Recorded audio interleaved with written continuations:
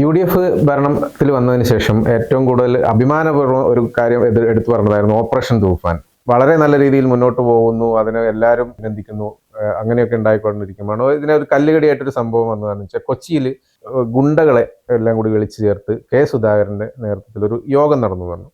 അപ്പോൾ ഈ യോഗം നടന്നതിന് കുറച്ച് ദിവസമായി ഇത് നടന്നിട്ട് അത്യാവശ്യം വാർത്തകളൊക്കെ ഇങ്ങനെ ഓരോരുത്തരായിട്ട് കൊടുക്കുന്നുണ്ടായിരുന്നു. പക്ഷെ അതങ്ങനെ ശ്രദ്ധിക്കാതെ ചർച്ചയായി വരുന്നില്ല. പക്ഷെ ഇന്ന് ഒക്കെ കൂടുതൽ ഇതിനായിട്ട് അന്വേഷണം വന്നു. അപ്പോൾ ഇതിനെ സിറ്റി പോലീസ് കമ്മീഷണർ ഇതിൻ്റെ കാര്യം ഇന്നൊരു മറുപടി പറഞ്ഞു. അത് പിന്നെ സുധാകരൻ വിളിച്ചു ചേർത്തതല്ല, ഇവരുടെ ഗുണ്ടകളുടെ ഒരു യോഗത്തിൽ സുധാകരനെ പോയി ഇവിടെ എന്തോ പരിപാടി ഉണ്ടായിരുന്നപ്പോൾ സുധാകരനെ പോയി കണ്ടതാണ് എന്നുള്ളൊരു ഇത് വരുന്നു. അതിനകത്ത് അവർ ആദ്യം 20 പേരാണ് കാണാൻ പെർമിഷൻ മേടിച്ചതെങ്കിലും പക്ഷെ 100 പേരോളം വന്നിട്ട് സുധാകരനെ പോയി കണ്ടു. അത്രയും പ്രതീക്ഷിച്ചിട്ടുണ്ടായിരുന്നില്ല എന്നൊക്കെയാണ് പറഞ്ഞത്. പക്ഷെ ഇതിനകത്ത് വരുന്ന ഒരു കാര്യം എന്ന് വെച്ചാൽ, അതിനകത്ത് ഈ സംഘാടകർ ഈ യോഗം നടത്തിയ സംഘാടകരിൽ ഒരാൾ ഇപ്പൊ പറഞ്ഞിരിക്കുന്നത് എന്താ വെച്ചാൽ, നമ്മൾ പോയി കണ്ടത് ഇത് മോശമായിട്ടല്ല, ഇതിന് ഞങ്ങളും തയ്യാറാണെന്നുള്ളത്. അതായത് ഓപ്പറേഷൻ തൂഫാന് ഞങ്ങൾ തയ്യാറാണ്, അതുകൊണ്ടാണ് ഈ ഒരു മീറ്റിംഗ് നടത്തുന്നത്. പക്ഷെ അങ്ങനെയാണെങ്കിൽ സുധാകരനെ പോയി കണ്ടത് എന്തിനെന്നുള്ള ഒരു ചോദ്യം വരുന്നുണ്ടല്ലോ. അപ്പൊ സുധാകരന് നേരത്തെ ഈ ഒരു കാര്യത്തിലൊക്കെ ഒരു പൊതുവെ അത്യാവശ്യം ഗുണ്ടായസുണ്ടെന്നൊക്കെ ഒരു ആൾക്കാരൊക്കെ പറഞ്ഞ് പ്രചരിപ്പിക്കുന്നുണ്ടല്ലോ. അപ്പൊ അതിന്റെ കൂടെ ഈ ഒരു ഇത്രയും വലിയൊരു 100ഓളം വരുന്ന ഗുണ്ടാ സംഘത്തെ, 100ഓളം എന്ന് പറഞ്ഞാൽ എല്ലാവരും ഗുണ്ടകളൊന്നും അല്ല എന്ന് പറയുന്നുണ്ട്, എങ്കിലും പ്രധാനപ്പെട്ട പല കേസുകളിലും നിരവധി കേസുകളിൽ പ്രതികളായിട്ടുള്ള ഒരുപാട് പേര് പങ്കെടുത്തിട്ടുണ്ട്. അങ്ങനെയൊക്കെ വരുമ്പോൾ ഇതിലൊരു ചർച്ചയാവുന്നതെന്ന് വെച്ചാൽ, ജനങ്ങൾ ചിന്തിക്കുന്നത് ഇതൊരു ഈ സർക്കാരിനൊരു നെഗറ്റീവ് വരില്ലേ, എന്തായാലും ഇതൊരു തിരിച്ചടിയല്ലേ വരുന്നത്. തീർച്ചയായും സുധാകരൻ ഇതുവരെയും ഇതിന് അല്ലെങ്കിൽ വ്യക്തമായ ഒരു മറുപടി സുധാകരൻ പറഞ്ഞിട്ടില്ല എന്നൊരു കാര്യമുണ്ട്. നിലവിൽ അദ്ദേഹം കോൺഗ്രസിന്റെ MP കൂടിയാണ്. അപ്പൊ സുധാകരൻ എന്ന് പറയുന്നത് പല സാഹചര്യത്തിലും കോൺഗ്രസിനെ പൊതിഞ്ഞു പിടിക്കുകയും പല സാഹചര്യത്തിലും കോൺഗ്രസിന് വലിയ വെല്ലുവിളികൾ ഉയർത്തുകയും ചെയ്തിട്ടുണ്ട്.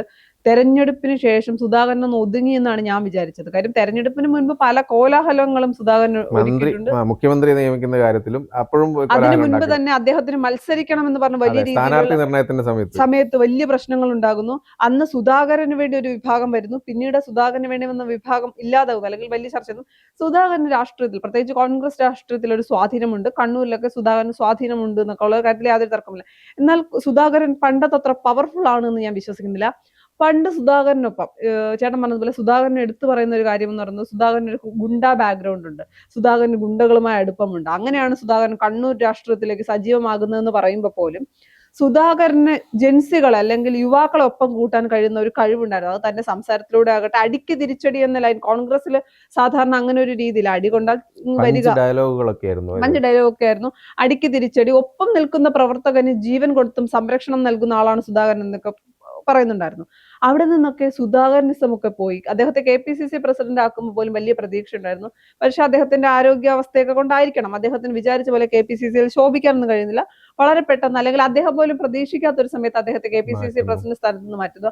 അന്ന് തന്നെ സുധാകരൻ ഒരു അമർഷം പാർട്ടിയോട് ഉണ്ടായിരുന്നു. അത് കഴിഞ്ഞ് സ്ഥാനാർത്ഥിയാകണമെന്ന് പറയുന്നു. നിലവിലെ MP-മാരും മത്സരിക്കേണ്ട എന്ന് പറയുമ്പോൾ ഒരു MP-മാരും മത്സരിക്കേണ്ടെന്ന് ഹൈക്കമാൻഡ് ഉൾപ്പെടെ അല്ലെങ്കിൽ എല്ലാ നേതൃത്വവും ഒരു തീരുമാനം എടുക്കുമ്പോൾ ഒരാൾ മാത്രം, ഒരു MP മാത്രം മുന്നിട്ടിറങ്ങും, അതായത് സുധാകരൻ മാത്രം മുന്നിട്ടിറങ്ങുകയാണ് എനിക്ക് കൂടി സീറ്റ് വേണം എന്നുള്ളത്. കാരണം ഒരുപക്ഷെ ഭരണം കിട്ടുമോ എന്നുള്ളൊരു പ്രതീക്ഷയിലായിരിക്കും. ഭരണം കിട്ടുമെന്ന് ഏകദേശം ഒരു മന്ത്രിയാകുന്നു. അതുകൊണ്ട് തന്നെയായിരിക്കും ഒരു കുറെ നേരം വാശി പിടിച്ച് അതുവേണ്ടി നിരവധി ചർച്ചകൾ നടത്തുന്നു. ആ ചർച്ചകൾക്കൊക്കെ ഒടുവിൽ ഞാൻ ചിന്തിച്ചൊരു കാര്യമുണ്ട്, സുധാകരൻ എന്ത് പറഞ്ഞായിരിക്കണം സെറ്റിൽ ചെയ്തിട്ടുണ്ടാകുക. സുധാകരൻ മറ്റൊരു പാർട്ടി രൂപീകരിക്കുമോ എന്നുള്ള ചർച്ച പോലും കേരള രാഷ്ട്രീയത്തിൽ സജീവമായി നിന്ന സമയത്ത് ഞാൻ ഇങ്ങനെ ആലോചിച്ചു, ഇനി വീണ്ടും KPCC പ്രസിഡന്റ് ആക്കാമെന്നൊരു ധാരണ ഉണ്ടാക്കിയിട്ടുണ്ടാകുമോ, അതോ തൽക്കാലം ഒന്ന് അടങ്ങ്, അധികാരത്തിൽ വരികയാണെങ്കിൽ എവിടെയെങ്കിലും നിന്ന് വിജയിപ്പിച്ച് മന്ത്രിയാക്കാമെന്ന്. പക്ഷെ അത്തരം കാര്യങ്ങളിലേക്കൊന്നും പോയില്ല. പിന്നെ അവിടെ ഏറ്റവും ശ്രദ്ധിക്കപ്പെട്ട ഒരു കാര്യം എന്ന് പറയുന്നത്, തെരഞ്ഞെടുപ്പിൽ അല്ലെങ്കിൽ തെരഞ്ഞെടുപ്പ് സമയം, തെരഞ്ഞെടുപ്പ് കഴിഞ്ഞ് മുഖ്യമന്ത്രി ചർച്ച, ഈ 3 സമയത്തും സുധാകരൻ പല നിലപാടുകളാണ് എടുത്തത്. ആദ്യം രമേശ് ചെന്നിത്തലയെ സപ്പോർട്ട് ചെയ്തു, പിന്നെ KC വേണുഗോപാലിന് അനുകൂലമായിട്ട് പറഞ്ഞു. അങ്ങനെ ഒരു നിലപാടുകളിൽ മാറ്റങ്ങൾ വരുത്തിക്കൊണ്ട് സുധാകരൻ നിലനിൽപ്പിന് വേണ്ടി നിലപാടുകളിൽ അദ്ദേഹം മാറ്റം വരുത്തിയെന്നാണ് ഞാൻ വിശ്വസിക്കുന്നത്. അത് കഴിഞ്ഞ് പിന്നെ സുധാകരന് ശരിക്കും പറഞ്ഞ ഒരു നെഗറ്റീവാണ് ഉണ്ടാക്കിയത്. ഒരുപാട് പേർക്ക് സുധാകരന് പിന്തുണ നൽകുന്നു, ജനങ്ങളുടെ പിന്തുണ ഉണ്ടായിരുന്നു. അത്യാവശ്യം കോൺഗ്രസ് തന്നെ ഒരു നല്ലൊരു ജനങ്ങൾക്കൊക്കെ ഒരു പൊതുവായിട്ട് ഒരു ഇഷ്ടമുള്ള ഒരാളായിരുന്നു സുധാകരൻ. എന്തെങ്കിലും ഒരു പ്രതികരണം പറയാന്ന് പറഞ്ഞാൽ കേട്ട് എന്തായിരിക്കും പറയാന്നുള്ള നോക്കിയിരിക്കുന്ന ആൾക്കാരൊക്കെ ഉണ്ടായിരുന്നു. അതിൽ നിന്ന് ഒരുപാട് മാറിയിട്ടുണ്ട്. ഇപ്പൊ കോൺഗ്രസ്സുകാരടക്കം എന്തായിരിക്കും പറയുന്നത് നെഞ്ചെടുപ്പോട് കൂടി കേൾക്കേണ്ട ഒരു സാഹചര്യത്തിലേക്ക് അത് സുധാകരൻ കൊണ്ട് എത്തിച്ചതാണ്. അവിടെ നിന്ന് അധികാരത്തിലേക്ക് എത്തുമ്പോൾ സുധാകരന്റെ വലിയ പ്രതികരണങ്ങളൊന്നും നമ്മൾ കണ്ടില്ല. അല്ലെങ്കിൽ ഒരു വിവാദത്തിലേക്കും കൊണ്ടുപോകാതെ സുധാകരൻ ഒന്ന് ഒതുങ്ങി പോകുന്ന സാഹചര്യം ഉണ്ടായിരുന്നു. അതിന് തൊട്ട് പിന്നാലെയാണ് അതും കണ്ണൂരിലല്ല കൊച്ചിയിൽ വിളിച്ചു ചേർത്ത ഗുണ്ടായോഗത്തിൽ സുധാകരൻ പോയത് ഓപ്പറേഷൻ തൂഫാനുമായി ബന്ധപ്പെട്ടാണെന്നൊക്കെ പല പല കാര്യങ്ങൾ നമ്മൾ കേൾക്കുന്നുണ്ട്. സുധാകരൻ ഒന്നിനും വ്യക്തമായ ഒരു മറുപടി പറഞ്ഞിട്ടില്ല. ഓപ്പറേഷൻ തൂഫാനുമായി ഈ ഗുണ്ടകളുമായിട്ടാണ് യോഗം ചേർന്നത്. ഇതിൽ ഈ യോഗത്തിൽ ഉണ്ടായിരുന്ന ഒരാൾ തന്നെ മദ്യവെച്ച് ബഹളം വെക്കുന്ന കാര്യങ്ങളൊക്കെ വരികയും അത് രാഷ്ട്രീയത്തിൽ വലിയ രീതിയിൽ ചർച്ചയാവുകയും ചെയ്തു. സ്വാഭാവികമായും ഇത്തരം ഒരു പദ്ധതിയുമായി സർക്കാർ പോകുമ്പോൾ സർക്കാരിന്റെ ഒരു MP അത്തരം ഒരു യോഗത്തിൽ പോവുകയും അത് ഓപ്പറേഷൻ തൂഫാന് കൈ കൊടുക്കാൻ വേണ്ടി ഗുണ്ടകൾ തയ്യാറായതാണ് എങ്കിൽ എന്റെ ചോദ്യം, എന്തുകൊണ്ട് ആഭ്യന്തര വകുപ്പ് മന്ത്രി അല്ലെങ്കിൽ ഓപ്പറേഷൻ തൂഫാൻ എന്ന് പറയുന്നത് രമേശ് ചെന്നിത്തലയുടെ പദ്ധതിയാണ്, എന്തുകൊണ്ട് അവിടെ രമേശ് ചെന്നിത്തല എത്തിയില്ല എന്നൊരു ചോദ്യമുണ്ട്. എറണാകുളത്ത് കൊച്ചിയിൽ നടന്ന പരിപാടിയാണ്, DCC അറിഞ്ഞിട്ടില്ല എന്ന് DCC പറയുന്നുണ്ട്. അപ്പൊ എങ്ങനെയാണ് ആ പദ്ധതി ഔദ്യോഗികമായി നമുക്ക് അംഗീകരിക്കാൻ കഴിയുക? സുധാകരൻ എന്തിനു കണ്ടു എന്നൊരു ചോദ്യമുണ്ട്. കൊച്ചിയിൽ വെച്ച് നടക്കുന്ന പരിപാടിയിൽ ഹൈബീഡൻ MP ആണ്, എറണാകുളത്തിന്റെ MP ഹൈബീഡൻ പങ്കെടുത്തിട്ടില്ല അല്ലെങ്കിൽ അറിഞ്ഞിട്ടില്ല. ആ വിഷയത്തിൽ ആഭ്യന്തര വകുപ്പ് മന്ത്രി രമേശ് ചെന്നിത്തല സുധാകരന്റെ പേര് മാത്രമാണ് പറയുന്നത്. അങ്ങനെയാണെങ്കിൽ കൊച്ചിയിൽ വെച്ച് നടക്കുന്ന ഒരു DCC അറിയാത്ത പരിപാടി എറണാകുളം MPയോ MLA മാരോ ഒന്നും പങ്കെടുക്കുന്നില്ല. കണ്ണൂർ MP വന്ന് എന്തിനു പങ്കെടുത്തു? കണ്ണൂർ MP ആയ സുധാകരൻ അതിന് വ്യക്തമായ മറുപടിയില്ല. പക്ഷേ രമേശ് ചെന്നിത്തല തന്നെ കഴിഞ്ഞ ദിവസം തള്ളുകയുണ്ടായി. കേരള പോലീസിന്റെ അല്ലെങ്കിൽ തൂഫാനുമായി ബന്ധപ്പെട്ട് മറ്റാരും കമ്മിറ്റികൾ വിളിച്ചു ചേർക്കണ്ട എന്ന് പറഞ്ഞിട്ടുണ്ടെങ്കിൽ അത് രമേശ് ചെന്നിത്തലയ്ക്ക്, ഞാൻ വിശ്വസിക്കുന്നത് നിലനിൽപ്പിന് വേണ്ടി അല്ലെങ്കിൽ ഇത്രയും നന്നായി പണിയെടുത്ത് ഓപ്പറേഷൻ തൂഫാൻ എന്ന് പറയുന്നത് കേരളത്തിലെ ജനങ്ങൾ ഏറ്റെടുത്തു കഴിഞ്ഞു. ആ ഒരു കാര്യത്തിൽ ഒരു കല്ലുകടി ഉണ്ടാക്കാൻ ഞാൻ തയ്യാറല്ല എന്ന നിലപാടിന്റെ അടിസ്ഥാനത്തിൽ തന്നെ ആയിരിക്കണം രമേശ് ചെന്നിത്തല അത്തരം ഒരു നിലപാട് പറഞ്ഞിട്ടുള്ളത്. ഇന്ന് പോലീസും തള്ളിയിട്ടുണ്ട്, ഞങ്ങൾക്ക് ഗുണ്ടകളുടെ ആരുടെയും സപ്പോർട്ട് വേണ്ട, കേരള പോലീസിന് അറിയാം. അത് സത്യമാണ്, ഞാൻ അംഗീകരിക്കുന്നു. കേരള പോലീസിന് അറിയാം എങ്ങനെ ഇത്രയും ദിവസം അല്ലെങ്കിൽ കഴിഞ്ഞ ഒരു മാസത്തിനിപ്പുറം കേരള പോലീസ് നന്നായി പണിയെടുത്തത് കൊണ്ട് തന്നെയാണ് ഇത്രയും ലഹരി ഉൽപ്പന്നങ്ങൾ കേരളത്തിൽ നിന്ന് പിടിച്ചെടുക്കാൻ കഴിഞ്ഞു. അതൊന്നും ഒരു തർക്കവുമില്ല. മറുവശത്ത് സുധാകരൻ വാതുറന്നാൽ അല്ലെങ്കിൽ സുധാകരൻ പറഞ്ഞാൽ മാത്രമേ അറിയാൻ കഴിയൂ എന്തിനായിരുന്നു യോഗമെന്നും മറ്റുള്ളവർ പറയുന്ന ഊഹാപോഹങ്ങളിൽ നിലനിൽക്കാൻ കഴിയുന്ന ഒരു സാഹചര്യം പ്രതികരണം നടത്തിയിട്ടില്ലല്ലോ. ഇതാണ് ഇപ്പൊ ഈ രമേശ് ചെന്നിത്തല തന്നെ അറിയാത്ത ഒരു സംഭവമാണെന്ന്, ഞാനിത് അറിഞ്ഞിട്ടില്ല ഇങ്ങനെ ഒരു സംഭവം നടന്നത് എന്ന് പറയുന്നതിൽ ഒരു അപാകത ഉണ്ടല്ലോ. കാരണം എന്താ വെച്ചാൽ ആഭ്യന്തരമന്ത്രി ആയിരുന്നിട്ടും ഇങ്ങനെ ഒരു സംഭവം നടന്നത് അല്ല. ഇതിന്റെ അകത്തുള്ള പ്രശ്നം എന്ന് പറയുന്നത് കൊച്ചിയിൽ വെച്ച് കൂടിയ യോഗം DCC അറിഞ്ഞിട്ടില്ല, DCC പ്രസിഡന്റ് അറിഞ്ഞിട്ടില്ല, എറണാകുളത്തിന്റെ ഒരു MLA-മാരും അതിനുവേണ്ടി അല്ലെങ്കിൽ ഞങ്ങൾ അറിഞ്ഞെന്നോ അറിഞ്ഞില്ലെന്നോ പ്രതികരിക്കുന്നില്ല.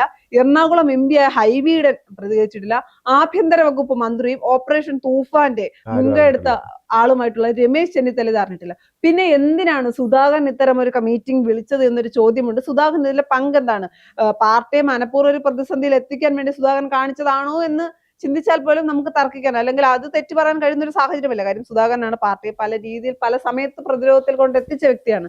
അതുകൊണ്ട് അത്തരം കാര്യങ്ങൾ നമുക്കൊരു സംശയം നിലനിൽക്കുന്നുണ്ട്. ഈ യോഗം നടത്തി അവർ തന്നെ പറയുന്നത് പറഞ്ഞല്ലോ നേരത്തെ, ഇപ്പൊ ഞങ്ങളിത് യോഗം നടത്തിയതല്ല, ഈ സുധാകരനെ ജസ്റ്റ് പോയി കണ്ടു എന്ന് പറയുന്നത് അതൊക്കെ നമുക്ക് വിശ്വസിക്കാൻ പറ്റുമോ? അല്ല, സുധാകരനെ ജസ്റ്റ് പോയി കണ്ടതാണെങ്കിൽ ഞാൻ ചോദിക്കുന്നത് ആഭ്യന്തര വകുപ്പ് മന്ത്രിയല്ലേ പോയി കാണേണ്ടത്? ഇപ്പൊ ഓപ്പറേഷൻ തൂഫാന് ഉദാഹരണത്തിന് കേരളത്തിലെ ഏതെങ്കിലും ഒരു കോളേജ് പറയുന്നു ഞങ്ങൾ ഓപ്പറേഷൻ തൂഫാന്റെ വോളണ്ടിയർ ആകാൻ തയ്യാറാണ്, ഞങ്ങൾക്ക് അതിന് താല്പര്യമുണ്ടെങ്കിൽ അവർ പോയി കാണേണ്ടത് രമേശ് ചെന്നിത്തലയെ അല്ല. രമേശ് ചെന്നിത്തലയെ കാണാൻ ആഭ്യന്തര വകുപ്പ് മന്ത്രിയാണ്, ഓടിപ്പോയി കാണാൻ കഴിയില്ലെങ്കിൽ പോലും പോലീസ് മേധാവിയല്ലേ കാണേണ്ടത്? ഇപ്പം കൊച്ചിയിലാണ് യോഗം ചേരുന്നത്, കൊച്ചിയിൽ ആർക്കാണോ ചേർന്നത് ആ മേധാവിയെ കണ്ടല്ലേ കാര്യങ്ങൾ സംസാരിക്കേണ്ടത്.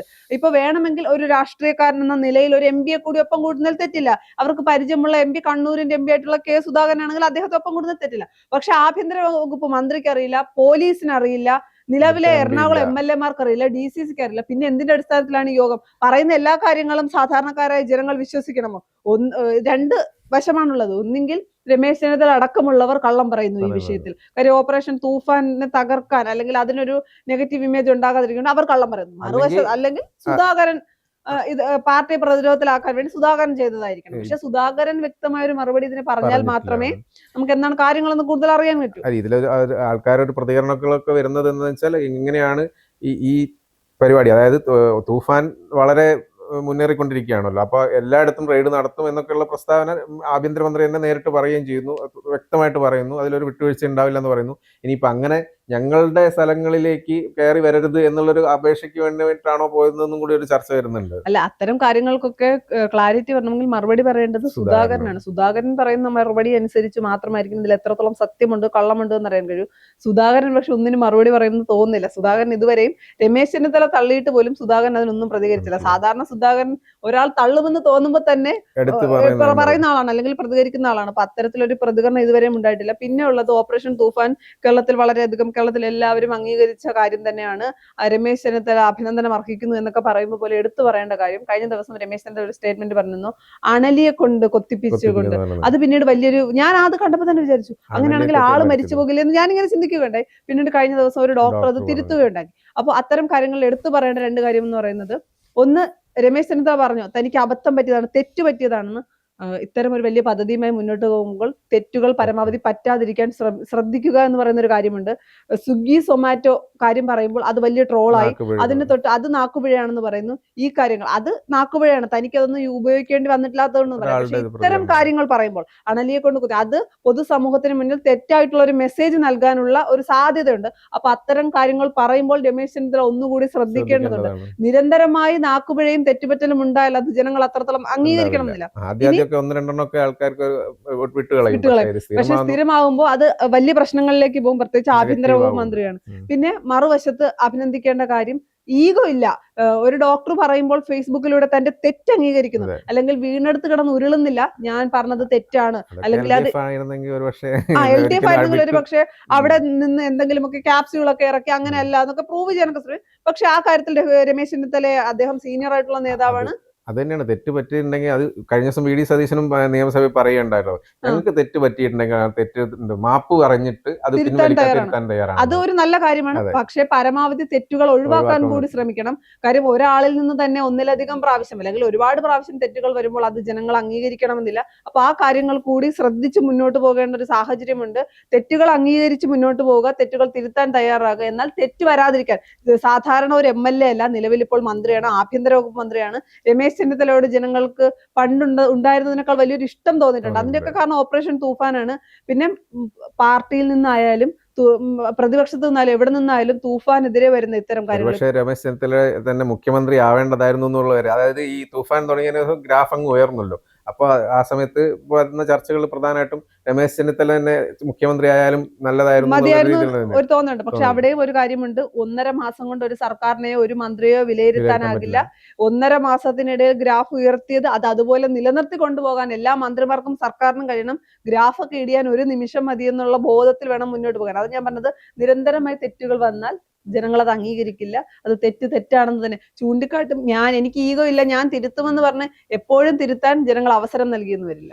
എന്തായാലും ഇതിനകത്ത് ഒരാളെ വിളിച്ചിരിക്കുന്നുണ്ട്, മറുപടി ഒന്നും പറയാതെ ഇങ്ങനെ ഉണ്ടാതിരുന്ന് മാറി നിൽക്കുന്നുണ്ട് അയാൾ, അതായത് സുധാകരൻ ആ മറുപടി പറയുമ്പോഴേ നമുക്ക് ബാക്കിയുള്ള അല്ല, അതിന്റെ അകത്തൊരു കാര്യമുണ്ട്, എത്ര ദിവസം സുധാകരൻ മൗനം പാലിക്കും? അധിക നാളൊന്നും മൗനം പാലിക്കാൻ പറ്റുന്ന ഒരാളല്ല സുധാകരൻ. അപ്പൊ എന്തായിരിക്കും കണ്ടിട്ടുണ്ടാവും സുധാകരൻ, അല്ലാതെ ഇതിനൊന്നും ഇങ്ങനെയൊന്നും ചെയ്യാൻ സാധ്യതയില്ല.